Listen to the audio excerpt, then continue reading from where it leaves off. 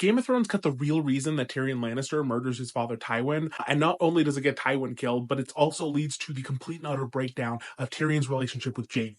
And it has everything to do with Tyrion's first wife, Tysha. Now, if you only watch the TV show and you're kind of forgetting who Tysha is, that's very understandable because she's mentioned, I think, twice in the entire series. But Tysha was Tyrion's first wife. Tyrion married her when he was only 13, and I believe she would have been 14. Traveling with his brother, Jaime, on some road, I don't remember which one, but while they were traveling together on the road, Tyrion spots Tysha being like harassed. Now, Jaime, being the intimidating one with the sword, chases after them to, get him to go away and, like, I don't know, tries to kill him. I don't think he actually does, though. Meanwhile, Tyrion comforts Tysha and, tries to take care of her and tries to make her feel better. And so in the aftermath of, like, rescuing her from these men, they go to an inn, they are young and start drinking, and then eventually they sleep together. And because they are so young, they basically take each other's virginity, and they get a lovey-dovey with each other as, young Romeo and Juliet types do. And because children with underdeveloped brains don't always make the best decisions, Tyrion convinces a drunken septon to marry the two of them, since, they slept with each other, so this is the only right thing that they can do. And so we sadly enter the happiest point of Tyrion's life, where I think he gets to spend like 2 weeks with his wife, and they live in a cottage by the sea, and they spend all day in bed, cuddling and giggling and doing the as, teenagers, but again, too young. I mean, I get it. Anyway, eventually, the Septon, who married them, goes and tells Tywin. Tywin gets very angry, and then all hell breaks loose. Tywin arrives and tells Tyrion that basically Tysha is actually a whore, and that she was basically hired by Jaime to, help Tyrion, like, build his confidence and, get to do some stuff. Then it's all gone wrong because, Tysha tricked Tyrion into marrying her because she wants all the gold from the Lannisters, and so she's really just like a manipulative whore. Cool. And then because Tywin is an utter monster, he has basically a legion of Lannister soldiers all individually pay Tysha for her time. This isn't very consensual. This isn't consensual, sorry. And after all of them have paid her a silver each for her services, Tywin makes Tyrion also pay as well and do that too. But he makes Tyrion pay with a gold coin because Lannisters are worth more. Tywin really is a despicable human being, and I'm really glad he died on a toilet. But that's the end of the story, as far as Tyrion knows, and as far as show people know too, because that's where the show leaves it. However, because we can't have nice things, we need a reveal. So at the end of Storm of Swords, the third book, when Jaime is breaking Tyrion out of prison, because Tyrion has now been convicted of killing Joffrey, Jaime, in a moment of, like, sadness because he's leaving his brother and he feels very guilty, tells Tyrion, I have something that I need to confess to you. And so Jaime confesses that Tysha was not a whore. She really just was a local girl who happened to run into Tyrion. He did not pay her. The story that Tywin told Tyrion was entirely made up. So the entire episode with all of the Lannister troops and then Tyrion was essay. And this moment fully destroys Tyrion. It's in this moment that he completely stops having any care in the world for his family, including Jaime. Jaime had always been like kind of the pillar, the one member of the family that he felt some connection to and some attachment to. And Jaime, in confessing his part and his knowledge of what happened, inadvertently like severs that tie with Tyrion. Tyrion is utterly furious, and in a moment of rage himself, tells Jaime that he did kill Joffrey, even though he didn't, just because he's trying to hurt Jaime as much as he can in that moment. And he also tells Jaime that Cersei has been sleeping with basically everyone around the castle. And he lists a bunch of people, like Lancel Lannister, I think Osney Kettleback, or one of the Kettlebacks, I don't remember, and even says that Moonboy, like the court fool, has been sleeping with Cersei as well. This has the desired effect, and Jaime, becomes kind of rage-filled at Tyrion as well, and they part on literally the worst possible terms, and seemingly that is the end of their relationship. Like, maybe they see each other in later books, but it's not going to be a happy reunion, and certainly not how they kind of showed in the TV show. But the reveal that, Tysha was abused when she really legitimately loved Tyrion becomes the foundation of Tyrion deciding to kill his father. versus the show where Tyrion is, just angry that his father is letting him be put to death. In the books, it's like, no, you have utterly wronged me and you ruined my only chance of happiness in life just because of your own like ridiculous ideas of like what's right and wrong and what a Lannister is allowed to do. And it's in the midst of that darkness and that rage that Tyrion finds Shae in Tywin's bed and then murders her in cold blood. And yes, it is in cold blood in the book. I'm sorry. People love to be in my comments and say like, oh, well, she testified against him. Yes, but again, the TV show portrays it as like a struggle where they both go for a knife and then he has to kill her just to survive. In the book, it is not like that. She sees him, she immediately starts crying, and as she is sobbing and begging for her life, he slowly strangles her to death. There is no fight. She does not fight against him. She begs for life, and then he kills her. Again, though, in context, it's after the reveal of Tysha and his like crazy emotional state now. Like Tyrion is legitimately out of his mind. That is not excusing what happens with Shae, because I do still think that that is very messed up. Two things can be true at the same time. Please, let's think about the nuance here. But after that, he is still furious. He is still rage-filled over Tysha. He has now killed Shae, and now he's looking for Tywin for real. And when he finds him, Tywin could not make this any worse for himself. Because when they do have that final conversation, Tyrion is trying to find out from Tywin what happened to Tysha. But then Tywin puts his frickin' foot in his mouth, claims that he doesn't remember who Tysha is. Tyrion has to explain. And then Tywin goes, oh, your first whore. And it's to this that Tyrion says, if you say that again, I will shoot you. And then Tyrion presses him, asking like, okay, but where did she go? Like, what happened to her? And Tywin basically says that like, oh, well, she probably took all the money she made from us and then she went off. And Tyrion, repeats, where did she go? Where is she? And Tywin utters the phrase, wherever whores go. And yeah, you guessed it, that's when Tyrion shoots him. Now, I've talked about how where we leave off with Tyrion in the books, he's on a very dark path. And honestly, it starts here. The revelation of Tysha breaks him. It breaks him utterly. Any like wishy-washy, sometimes attempting good, sometimes attempting bad, kind of goes out the window in that moment. And he has become a complete cynic at this point. He does not believe in goodness. He does not believe in family. Like, everyone is a monster. The only good person in the world was Tysha, and he and his family abused her. And so for the entirety of his storyline in A Dance with Dragons, he is haunted by this last meeting with his father. He's haunted by that phrase, wherever whores go, and is constantly asking himself and other people, where do whores go? And it's really sad. Okay, goodbye.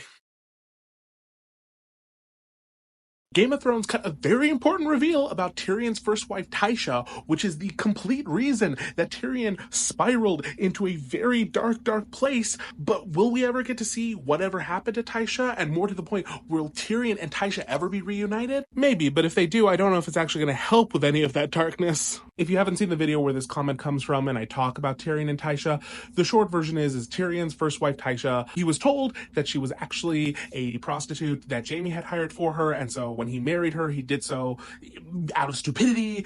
And then because she was a prostitute, she was assaulted by like all of the Lannister guards and then sent on her way with like a big pile of money. And that was the last he ever saw of her. Only for as he's being broken out of prison by Jaime, before he that with Tywin, Jaime then tells him like, hey, just since we're like, telling truths and you're leaving, she wasn't a prostitute. I just told you that because dad told me to tell you that. Cause yeah, Tywin forced Jaime to do it. Jaime did it and then kept it a secret for all these years. So to Tyrion's horror, his first wife, who he had actually loved, hadn't lied to him. And so all of the assaults and horrible things are just like double, triple betrayals and on top of whatever. Like, they're still bad on their own. That's not what I'm saying, but you get what I mean. And yeah, after hearing all that, Tyrion goes pew-pew to Tywin because like, what the hell are you doing, man? This is cruel, even by your standards. And this is where we can get into the theories about where Tysha is and will they see each other again, because part of Tyrion's obsession when he goes to confront Tywin is Tysha, and specifically asking, where is she? Where did you send her? And Tywin's unfortunate answer of wherever whores go. Now, these words in the aftermath of, Tyrion finishing the job haunt him for his entire arc in the next book, in Dance of Dragons. And he is constantly thinking of the phrase, like, where do whores go? And he's asking people, and, he just seems a little off his rocker, and it's not very fun to experience, let me tell you. But what's interesting is while he is ruminating on this, while he's being haunted by these thoughts, on the same continent that he's on, Essos, we have a very curious situation going on in Braavos where Arya happens to be. Because remember, Arya goes to Braavos and starts wanting to learn from the Faceless Men. And in the books, they do in the show, but in the books, I feel like it's a little more in depth. They basically like give her assignments of like, hey, you're going to go just like be this person for a while. So just go hang out, live their life. And then like once a month, come tell us what you learned, but then go back. Cause you're pretending to be a different person. You're like taking on an identity and practicing it. And so one of the first ones she does is she becomes Cat of the Canals, this like street urchin who lives just, along the shores of Braavos, where a lot of the brothels happen to be. And it's in one of these brothels where Arya, makes a lot of friends with the very kind sex workers who work there. And one in particular sticks out and gets talked about a lot, and she is called the Sailor's Wife. Now, what makes the Sailor's Wife kind of notable is she doesn't behave like the other sex workers. She has some requirements if you are going to enjoy her company for the evening. The big one being, you have to marry her if you want to pay for her services. Now, this isn't a very binding wedding. It's done by just basically whatever, like, priest, drunken or otherwise, is just hanging about. But that's what you have to do. You, like, marry her for the night, and then after you have your marriage in the brothel, you do your business and then go on your way. And she might have, as many as 2, 3, 4 marriages in an evening. Okay, so at this point you might be saying, like, okay, that's kind of weird, but I think we get where we're going here. Is Tysha the Sailor's Wife? Well, that seems like a bit of a leap. Well, there's more. So she goes through this whole thing because she talks about the fact that her first husband, her real husband, she lost him. He was a sailor and he was lost at sea, and she just longs for him to come back. She's just desperate and hoping that he will come back. And Arya comments on the fact that the Sailor's Wife is like weirdly kind of religious, but she's not very discriminatory. She will worship at a bunch of the different houses of worship, a bunch of the different religions, because remember, Braavos is a very like diverse religious place, and at all the places she just prays for her husband to come back. If at this point you're still saying like, okay, kind of weird, but like, Ronnie, like, I think this is a bit of a stretch. Okay, let me raise you the big detail. And that is that the Sailor's Wife has a daughter, a blonde daughter who she has named Lana, or Lana, however you want to pronounce it. So the Sailor's Wife has a daughter named Lana, who is blonde and is 14. Unfortunately, she also works at the brothel with her mother. But the age 14 is what's very important, because the Sailor's Wife comments on Lana's age of 14, saying that Lana is now the same age that she, the Sailor's Wife, was when she had her. So that would make the Sailor's Wife roughly 28, at the time of this happening in the year 300 in Westeros, or, the world. At this point in the novel, Tyrion is 27.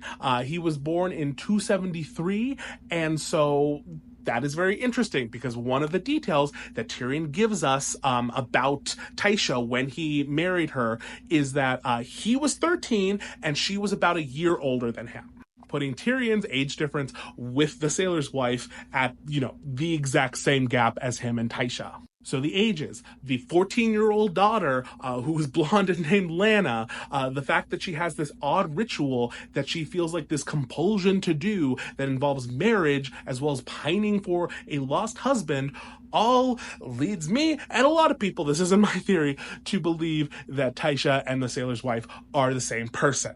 Now, there is some pushback against this theory because there's a couple details that, don't perfectly line up or seemingly kind of refute it. The big one that I'm sure a few of you have thought by now is the fact that, like, Tyrion's not a sailor, so what does that have to do with anything? And to be frank, I don't really know. It might not be, like, a perfect matchy-matchy thing, but also, like, I don't think that a lot of the times that these details need to 1,000% match. Like, there can be discrepancies. Maybe she thought of him as a sailor for whatever reason, and we'll get that reveal later if it comes to pass. I don't know.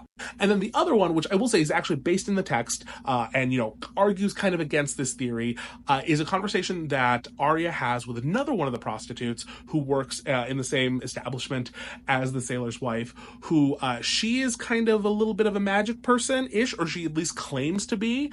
And she says that she reads your future by tasting a bit of your blood, which very interestingly is the same thing that Maggie the Frog, who gave Cersei her prophecy, does. It's like tasting the blood and then telling your future. But anyway, she tells Arya that, she tasted the sailor's wife's blood and said that no, she needs to get over her husband basically because he's dead and he's never coming back. Now, we can take that as face value and, be like, oh, that's really sad. And so the sailor's wife, isn't really anything more important than just a sad story that Arya encounters, and also factors into Sam's storyline because he actually kind of crossed paths with Arya too. It's a whole thing. Sorry, getting distracted. But if we don't take it as literally, remember, by this point in the story, Tyrion is kind of dead on the inside. So it could be, a little more metaphorical, like a death of the self, rather than a full-on,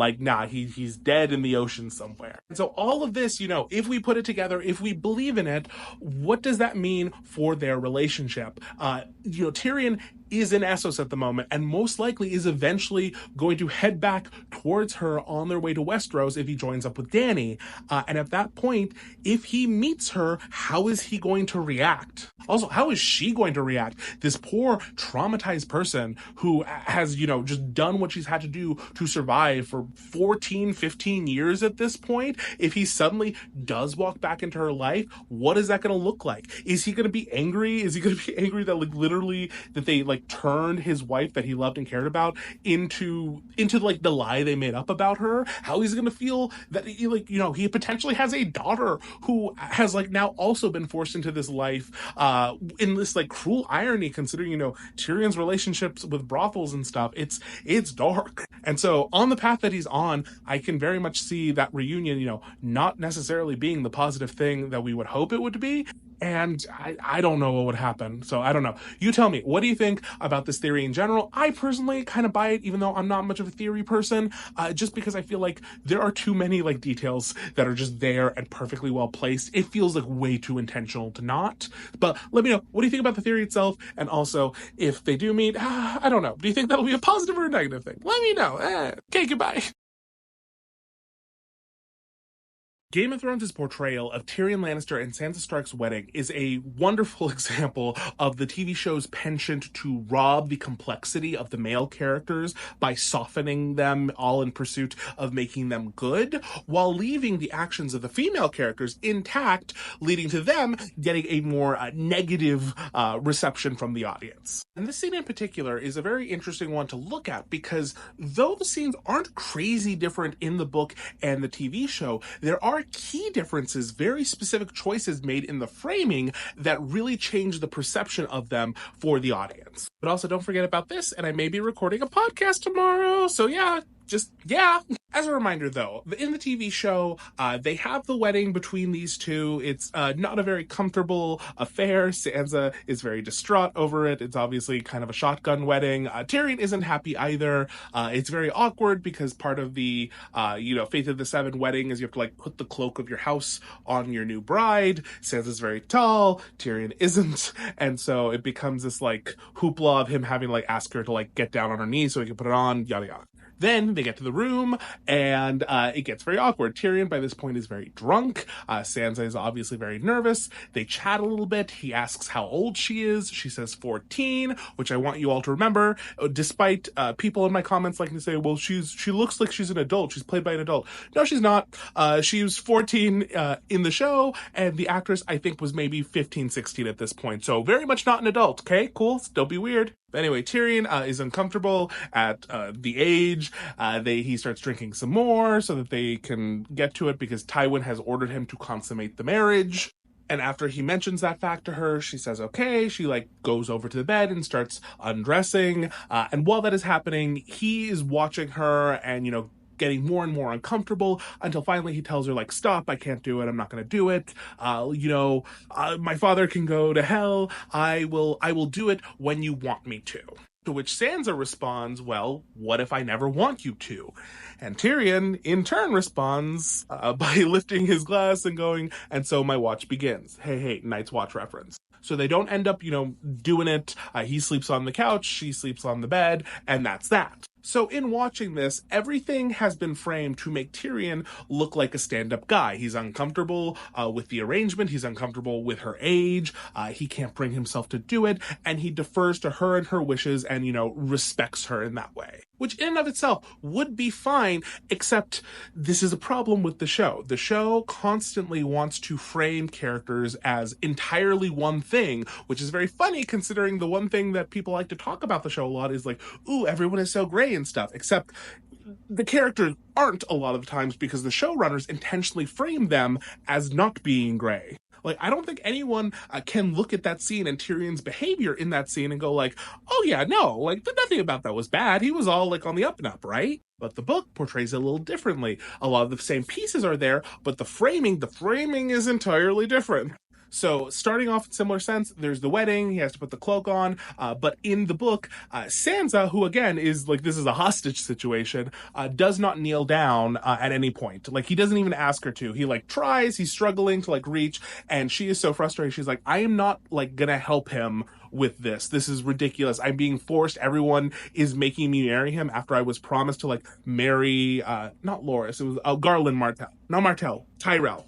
The L names. But in the book, she had been promised to Garland Tyrell. She was going to be the lady of House Tyrell. And then at the last minute, the Lannisters find out about that plan and they switch it out with Tyrion. So she is very frustrated. So she doesn't help him. And as you can see in this illustration, Moonboy, the court jester, has to literally like get down and Tyrion has to get on top of him to pin it to her because she is just like over it. Which in the context makes sense. Then they get back to the chambers for the, consummating, and things start going slightly different. So in the book, it gets a bit further than the show implies, which that change in and of itself of not having the character stripped down, I think makes total sense considering the age of the character, both the actor and the character themselves. That's not something that we want done. But what is different is the perspective, because this chapter in the book is a Sansa POV chapter. So everything is through her eyes, through her perceptions, versus the show, which very much frames it as like Tyrion looking at everything. It's all Tyrion's reaction. Our first red flag. Next, Tyrion does have the same kind of apprehensions, but he is willing to go through with it. His father, has ordered him to do it, and he seemingly is about to and tries to instigate it a bit. So, because as I mentioned earlier, the scene starts off the same way. He asks about the age. In the book, she's even younger. She says she's about to turn 13, and he's uncomfortable with that, as a normal person would be, but not enough to, like, stop, because they both end up getting undressed, getting in the bed, and the same hesitation that leads to his speech of like, oh, I won't touch you, blah, blah, blah, does happen, but it's after he tries to touch her and she like shudders at his touch. So rather than him just like being like, oh no, just like the thought of you getting undressed is like, has made me think like, I cannot do this. No, like he actually does try to do the thing. He like touches her chest. At one point she shudders and that's when he stops. And then she looks at him and he is very much ready, we'll say. You get what I mean? And it's at this point that instead of just saying like, screw my father or whatever, like the show does, which is like the stand-up thing to do, like, screw the guy making me do this, haha. He goes on to this like little speech about like how he is good to people and how like he will be good eventually. He'll be like very gentle. He'll be very kind to her, which, yes, I do think he means sincerely, but I also think it is a way of like calming her down in the situation or making her more okay with the situation, because Tyrion, as we can tell, does want to do this. Now, when she shudders, obviously, like, he does stop.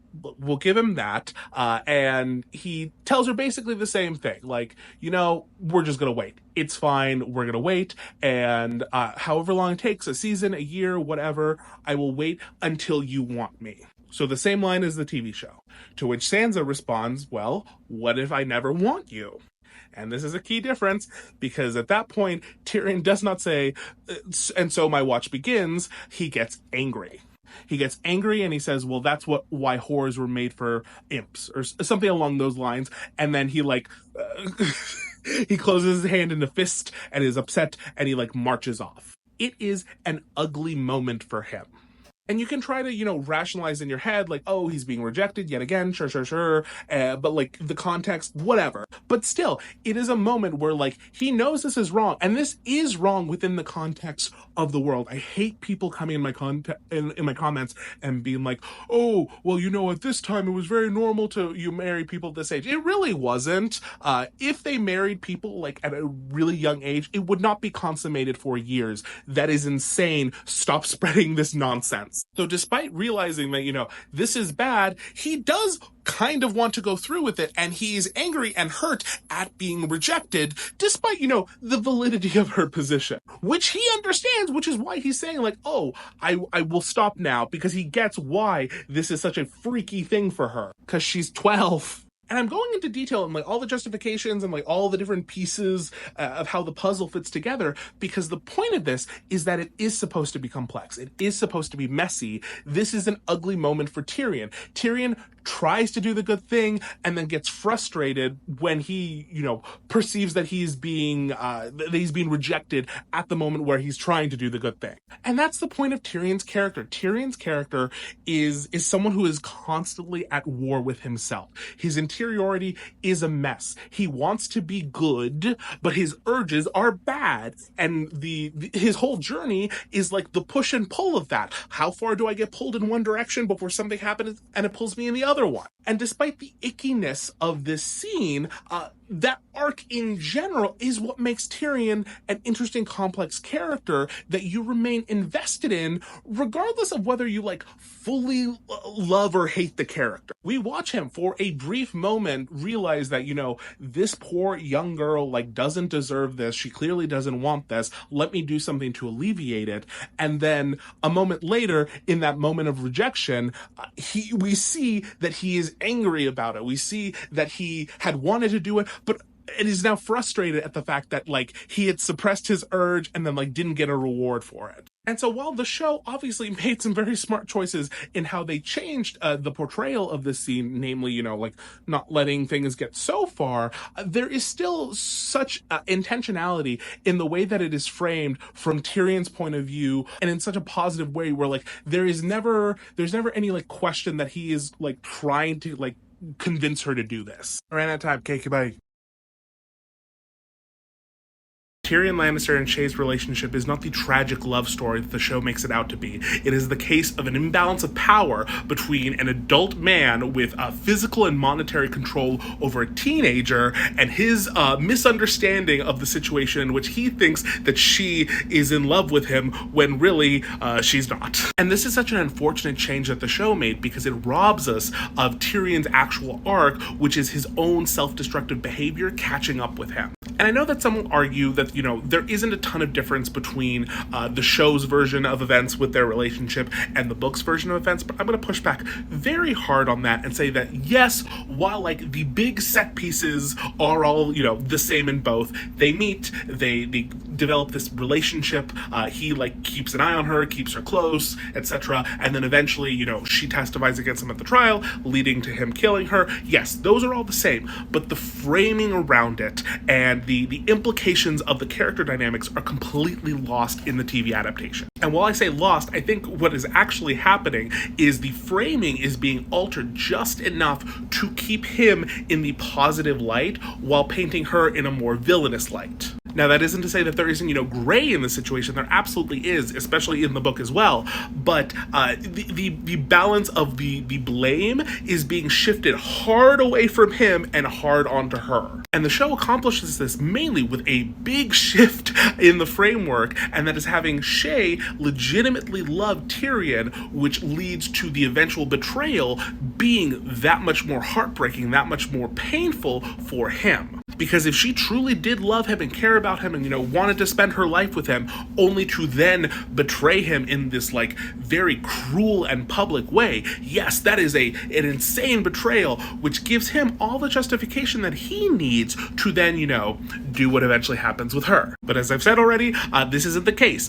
Their relationship develops through a severe imbalance of power, starting off with her being a camp follower during the battle at the end of Game of Thrones. I don't remember which one he's involved in, but she's a camp follower following the camp as a prostitute. That's camp followers are basically people with trades that apply to the marching army, whether you are a nurse or a prostitute in this case, and so you follow the army so that you can basically make money while you're there. And so Shae is a camp follower, but not only that, she is a young camp follower. She is about 18 at the beginning of a Game of Thrones, so she is barely an adult, but still very much a teenager, okay?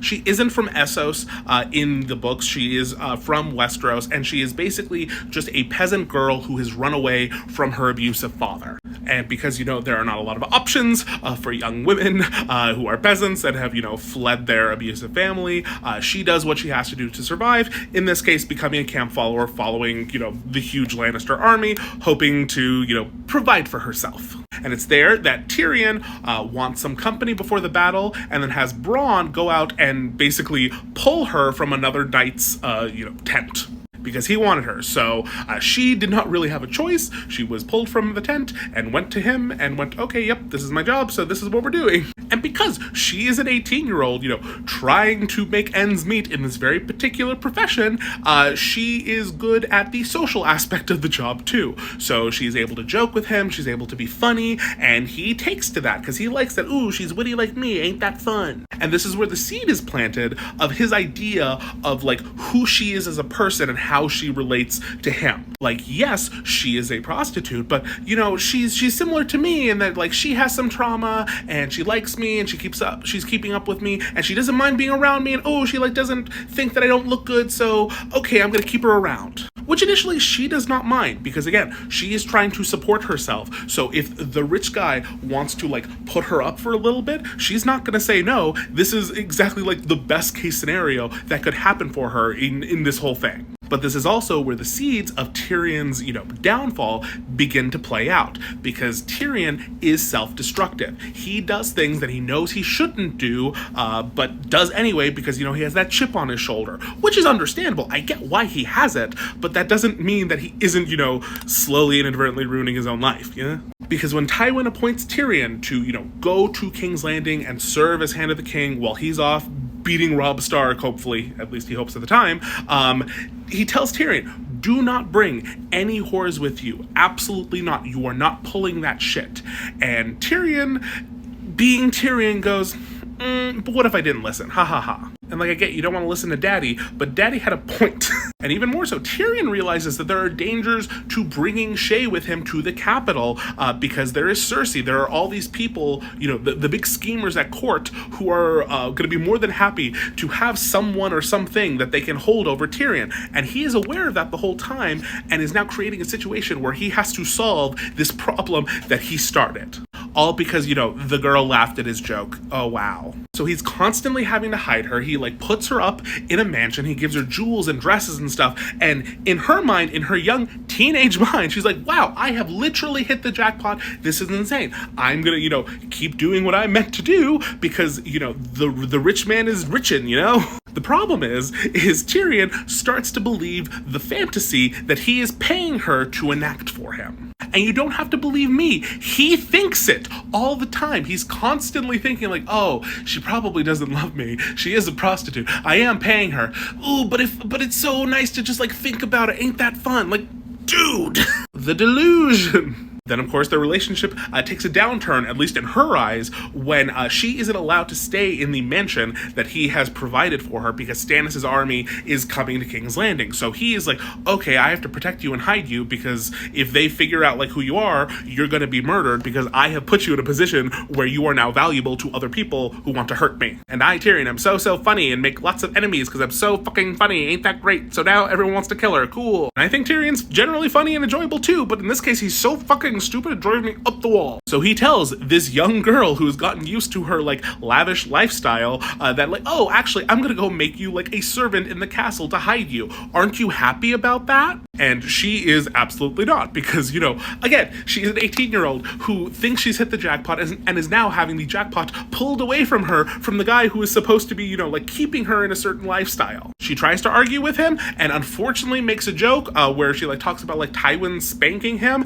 and so he slaps her across the face and she immediately shuts down. And it is hard to read because it is in that moment that you can truly see the imbalance. She is trapped. Like, yes, she can go away and run away and just like go be homeless again, but like she does not want to do that. She is trying to survive, and she has unfortunately tied her survival to this dude right here. So she keeps up her duties, she goes, she becomes a servant, she is miserable the entire time she's doing it, and meanwhile is still meeting up with him anytime he feels like it. And this is another example of the show kind of twisting things in the framing, because in the show, they portray like her as being like very protective of Sansa and like kind of like taking to her job. Again, another way of building her up so that when her fall happens, it is all the harder and gives him all the more justification that he needs. But that's not the case. She doesn't care about Sansa. She doesn't care about like any of these people that she's being like forced to take care of, because she's like, I'm just trying to survive here, y'all. And no, there isn't any like big deal where he tries to like fully send her away and gives her money and she leaves only to come back and betray him. That fully does not happen. Again, because that is a tool to show that how much he cares about her and how she not only like betrayed him, but she came back to betray him when she could have just like gone off and been rich forever. Again, we are framing her in such a way to absolve him of all his bullshit. So what actually happens in the books is, you know, when he gets accused at Joffrey's wedding, she is still Sansa's servant and then gets basically pulled aside in the capacity as Sansa's servant and is questioned, you know, heavily for it. So as we find out after the trial, she was basically told by Cersei that she needed to testify and that if she did, she would be rewarded for it or else. She tells this to Tyrion when Tyrion shows up in Tywin's room and is getting ready to kill her. Now you might say like, ooh, maybe she was lying, except no, because later in A Feast for Crows, Cersei remembers this conversation and like basically blackmailing her, and then after the fact, when Shae tries to go to Cersei to collect, Cersei laughs at her and says, no, I'm not giving you shit until you tell me where Sansa is too, even though you don't know where she is. So this young girl was coerced into testifying, you know, on the promise of a reward from the guy who has, you know, taken away all her rewards, and then after she is denied even that, is forced to then sleep with his father. Again, just trying to survive. So in the book, there is no scuffle over a knife where she's trying to kill him and he has to like, you know, kill her in self-defense. She is begging for her life and makes the mistake of calling him her Giant of Lannister, and it is that point that he gets pissed off and slowly chokes her to death. But since Tyrion's supposed to be a good guy, we need to shift the framing so that he isn't the bad guy. Okay, bye. Game of Thrones turned Tyrion Lannister from being a handsome schemer capable of executing a clever plan to a handsome dum-dum incapable of tying his own shoelaces together, but with beard. Instead of showing us his actual storyline, which sees him fully descending into the darkness, and the only, you know, connection he still has to his humanity is his relationship with another dwarf he meets named Penny. Now, Penny gets fully cut from the TV show, which is, you know, to the show's detriment, because the lack of her and Tyrion's relationship robs us of his entire arc in A Dance with Dragons, and is, I think, one of the reasons why Tyrion's characterization and storyline feels like it goes downhill pretty much after he, you know, offs Tywin. The following will include spoilers from Obama's first term. Before we get to Penny, though, we do need to set up, like, where Tyrion is both mentally and physically when he meets her in the aftermath of the entire Tywin murdery debacle in King's Landing. So in the aftermath of murdering Tywin, Tyrion is at the lowest he has ever been, like far lower than I think the show ever makes it out to be. At this point, he has killed his father, which is literally haunting him. He killed his former lover, Shae, which he did in cold blood. He has fully cut ties with Jaime, because in the books, not in the TV show, Jaime reveals that Tyrion's first wife, Tysha, who he had, you know, married when he was 13, like in secret, wasn't actually a whore like Tywin had told him that she was, and that Jaime was aware that no, like she really did love him, and the SA that Tywin organized, you know, was legitimate. So Tyrion has been smuggled out of King's Landing, has been, shipped over to Essos, and appears in the home of Illyrio Mopatis. Illyrio is the one that helped Viserys, Dany's older brother, sell Dany to Khal Drogo, if you remember. But as soon as Tyrion gets there, he is not happy. His internal monologue is not fun to be in. It's dark. He's constantly thinking about murdering people.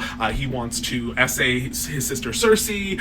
He wants to kill basically everyone he can get his hands on. He wants to cause chaos. But since Illyrio has his own agenda where he's trying to put his own person on the Iron Throne, in this case it's young Griff, Vagon, if you like, who is the supposed lost child of Rhaegar Targaryen, who was smuggled out of King's Landing, during the siege. So Illyrio wants to send Tyrion to go be helpful in preparing Aegon with Jon Connington, who was Rhaegar Targaryen's best friend, and best friend in the roommate kind of way, but basically help them, do their whole invasion of Westeros. So Illyrio hands Tyrion off to them. They all kind of very quickly figure each other out and who each other is. They figure out that Tyrion is a Lannister, and Tyrion very quickly deduces who this kid is, or who he is purportedly supposed to be. And the plan at the moment is all of them are on a ship and they are heading towards Daenerys in Meereen. Because the plan at this point is to basically get Daenerys to marry young Aegon, and then, unite the Targaryen line, have the dragons, and then invade Westeros, together as a couple. How romantic. But at this point, Tyrion, again, is fully in the darkness. He's having all of these, haunting thoughts about his father. He's seeing, his father everywhere, and remembering the killing him, killing Shae, and it's just not fun. And so in the midst of this, he basically is indulging these very dark impulses, because he wants to create chaos. And so, just for, shits and gigs, he basically convinces Aegon that, he doesn't really need Daenerys. He can just get the Golden Company, who are going to support him, and then they can just invade Westeros now. And then, when Daenerys eventually makes it over there, he'll have done it for her, and won't that be cool? Now, he doesn't think, if I remember correctly, that Aegon would necessarily, for sure win, but he knows it's going to cause chaos. He knows it's going to make Cersei's life a living hell, and that's his ultimate goal right now. But then, shortly after convincing Aegon of that, we have the now infamous scene in the brothel where Tyrion goes. It's a very uncomfortable scene where basically he is paying the brothel owner for the ability to use one of the slave girls. The slave girl very obviously doesn't want to do this with him, and he kind of doesn't care. Does the stuff that he paid for. It's very uncomfortable. And then while he is there, he runs into Jorah Mormont. Jorah then quickly abducts him. They sneak out the back, and then Jon Connington, Aegon, and the rest of that merry company think that, Tyrion just escaped. And then when Jorah is trying to, buy passage to take Tyrion to Meereen, because he's also trying to go there, ironically, it is in the scene where he's trying to pay this one old lady. I don't remember exactly which city they're in, maybe Volantis. He's trying to pay an old lady to get them the passage, and it's there that we meet Penny. So Penny is a dwarf. She has another dwarf brother. His name is Oppo. They are two of the dwarves that were, the performers at Joffrey's wedding feast when all the dwarves were doing the little jousting thing. This was kind of their shtick. This is an act that they do. They're performers, and they, were hired to perform at Joffrey's wedding. In their act, Oppo, her brother, would ride the dog Crunch, and she would ride a pig named Pretty Pig. But unfortunately, in the aftermath of Tyrion murdering Tywin, Cersei has basically put out this crazy bounty out for Tyrion, promising that I think whoever brings her Tyrion's head will get a lordship in Westeros. So this very sadly has led to basically dwarves all over the place in Westeros and Essos being murdered left and right, so that people can try to fake that they found Tyrion. And so Penny's brother, Oppo, is unfortunately one of the victims of this. And so when Penny sees Tyrion in the city that they're in, she fully tries to murder him because she is, so heartbroken. Now, Jorah is able to stop it, and Tyrion ends up feeling bad for her, and it is at that point that they basically, book passage together and start traveling together towards Meereen. And so it's while they are on this ship heading towards Meereen that Penny inadvertently becomes Tyrion's one single lifeline to humanity. Or his humanity, I should say. because while they're on the ship, things are not going smoothly. It is a very rough journey. They are surrounded by unsavory characters, and Penny, is struggling because she is a 19-year-old grief-stricken young woman, who is just trying to like put her life back together after she has lost everything. And Tyrion, even in like this deep, deep darkness that he finds himself in, he like responds to her with empathy. And like, yes, he gets frustrated and he gets annoyed with her, but he keeps like trying to do the right thing. He keeps trying to take care of her, and it is this bizarre tension where like he can't fully let go and dive headfirst into the darkness because she is like being this good influence on him and is the only person like bringing out the nuggets of like the kind Tyrion that we've seen in the past. And then on their journey, as it goes, from bad to worse, they are captured by slavers. The three of them, Penny, Tyrion, and Jorah, are sold to this like Yunkish lord for his. He has basically like a freak show. And this lord is traveling to Meereen because basically all of the armies were about to like take on Meereen, but then Dany married Hisdar, and so now they're trying to like see if they can work something out, and they're having the big like fighting pits reopen. And Penny is, just trying to be like a good trooper. She just wants to like be a good performer and survive. That's kind of her deal. She's so young, she's so naive that she doesn't realize like the real danger that she's in the same way that Tyrion does. And like another instance of him being like very kind to her is she teaches him how to do like her jousting routine, and they're going to do it in front of Daenerys. But the thing that Tyrion suspects that she doesn't know is that typically what they will do in the fighting pits is for like the fun entertainment. They will let dwarves, in there, they'll do like bits, and then they release like the lions to eat them. But despite knowing this, Tyrion does not tell her because he wants to protect her. He wants to protect her like sanity. He doesn't want to freak her out. And so he's like, okay, well, I know I'm about to die, but she doesn't need to know that. And then the only reason they don't die is because Daenerys finds out what's about to happen and she stops it, and by some miracle they live. But as their enslavement goes on and it becomes more and more dangerous as their master dies, Tyrion, when he could just abandon her, continues to protect her. At this point in his life where he only wants to cause pain, Penny is the one thing that he actually tries to take care of, and so I feel like she's fully his connection to humanity, which is why I'm totally terrified for her, because I think if Penny goes, so does Tyrion's humanity, and that will be a very dark turn indeed. Okay, goodbye.